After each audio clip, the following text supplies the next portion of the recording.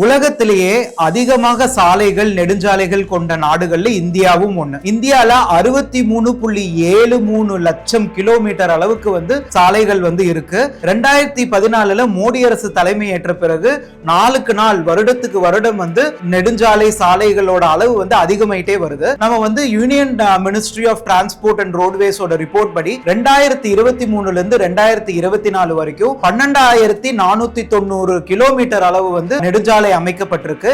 இதே காங்கிரஸ் உடைய கடைசி வருடம், அதாவது 2013 இருந்து 2014 வெறும் 4,290 கிலோமீட்டர் தான் வருடத்துக்கு போடப்பட்டிருந்தது. இதுல இருந்து என்ன நம்மளுக்கு தெளிவா தெரியுது அப்படின்னா, பிஜேபி அரசு காங்கிரஸ் அரசு விட 3 மடங்கு அதிகமாக நெடுஞ்சாலைகள் சாலைகள் அமைச்சிட்டு இருக்காங்க அப்படின்னு நம்மளுக்கு தெளிவா தெரியுது.